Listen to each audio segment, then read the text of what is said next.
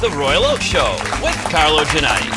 Tonight, visualist entertainment producer Keith Famie, John Schultz and Maureen McDonald, Dan Calabrese, and the comedy of Russ Brown.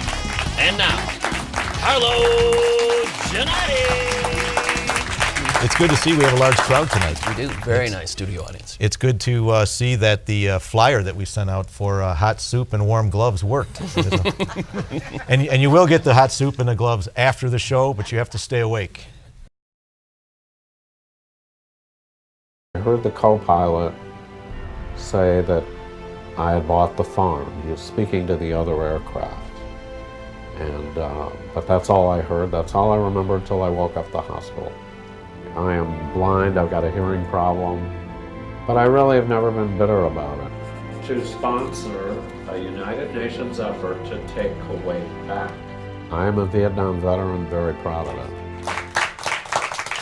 You know, I think you, thank you. I think that you can get a sense of why it's important that this story is told. And it's going to be special. It's going to be special for the Vietnam veterans of our state of Michigan on that night. Now people can go to www.ourvietnamgeneration.com. They can go to ourvietnamgeneration.com to read about the film, the documentary. You can click on the Fox Theater to see about that. You can call our office at 248-869-0096. You can get tickets through us. You can go to Ticketmaster for tickets. You can go to the Fox box office. Tom Hayden. Tom Hayden of he's a Don Darrow graduate and went on to start the Students SDS, Students for a Democratic Society, and then married Jane Fonda and became a council member in California and on their legislature. And here's a guy that we've been trying to get on the show for quite a while. This next slide. Take it easy. Yeah, take it easy. Glenn Fry. Glenn Fry. Eagles, also a Don Darrow graduate. Oh, Judith Guest, the author of Ordinary People. You didn't put the picture of Dr. Kevorkian up. Tell us about him real quick. We have just a few more minutes. My office and his apartment had an adjoining wall. The whole building was surrounded by national media, international media, local media. They had the trucks with the big satellites and people are buzzing. I'm going, what's going on? They said, Dr. Kevorkian had an assisted suicide last night in his apartment. Your new book is Pharmakia. Did I pronounce that? You did. Okay. And pharmakia is a Greek word. It has two meanings, both of which are relevant to the book. It is a root word for our modern word pharmacy, and it's also a word used in the Bible to refer to sorcery. And the two meanings are intertwined in our story. Where we go in this one is that we have the same three main characters as in Powers and Principalities, but the supporting cast is almost entirely That's Clay Bender and yes, and, okay. and Murphy and Kyla. Okay. And this time there's a lot of younger characters in the story, and they are inclined to give themselves over to certain indulgences of the world, and some pretty bizarre, troubling things start happening to them as a result of this.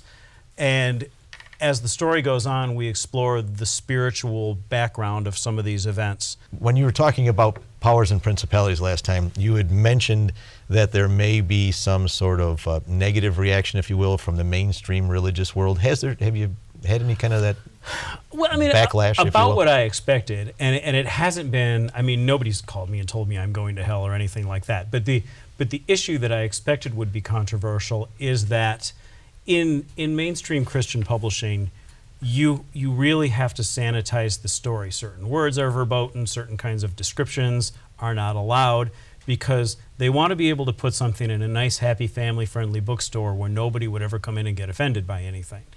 And that's fine, but that's not really the kind of story that I wanted to tell.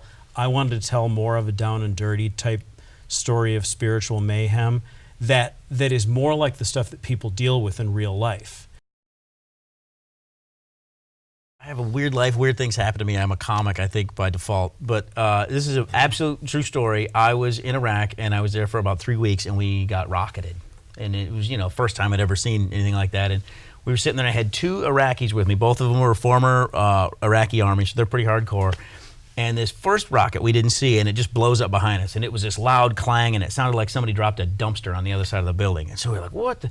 And I looked out, and I had these huge windows, and I could see this rocket coming in straight at me. And I was just, and the two Iraqis looked up and saw it, and it's coming in, and it's coming straight at me. And the two Iraqis fell down on the ground, and they're laying there on the floor, and this rocket comes in, and it lands about 40 yards short, and it was a small rocket, and it blew up, and it shook the windows, but nothing happened. It wasn't anything, too dramatic.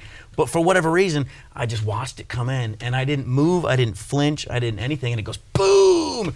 And this is a true story. The Iraqi looks up at me, and he's looking up, and he says, "You didn't even flinch." And I am a comic, so I always try to make jokes about stuff. That's how I diffuse situations. So I looked down at him, and I went, "I'm from Detroit." And that's a true story. And this is what he said to me. He looks up at me and he goes, "Ooh, I heard it's not very nice there." That's what he said, because they all have cousins in Dearborn. I'm not making it up. And it was, now, this is in Iraq. He's saying this is in Iraq. Okay. Yeah, this is a guy in Baghdad where they don't have electricity or water, and he's like, "You guys have Granholm and the Lions. I'm going to ride this out." But yeah, I think we're good here.